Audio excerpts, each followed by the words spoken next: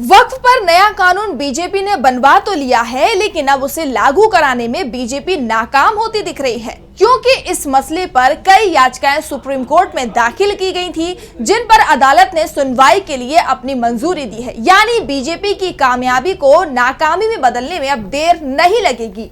Supreme court ने सोमवार को वक्फ संशोधन अधिनियम 2025 की संवैधानिक वैधता को चुनौती देने वाली याचिकाओं को सूचीबद्ध करने पर विचार करने पर सहमति दे दी है।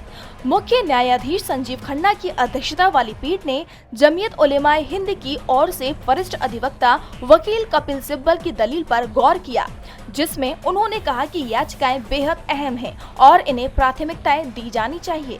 प्रधान न्यायाधीश ने कहा, मैं दोपहर में उल्लेख पत्र देखूंगा और निर्णय लूंगा, सूचीबद्ध करेंगे।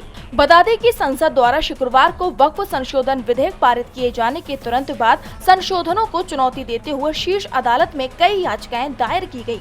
संसद के दोनों सदनों में विधेयक पारित होने के बाद कांग्रेस सांसद और लोकसभा में पार्टी के सचेतक मोहम्मद जावेद ने सबसे पहले सुप्रीम कोर्ट का रुख किया था।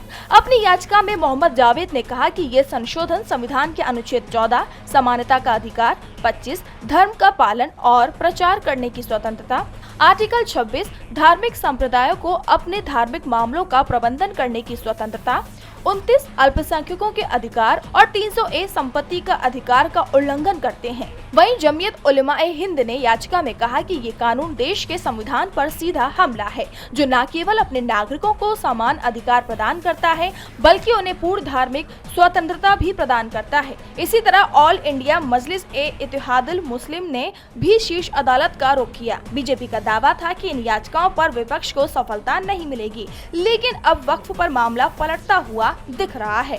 डीबी लाइव की रिपोर्ट।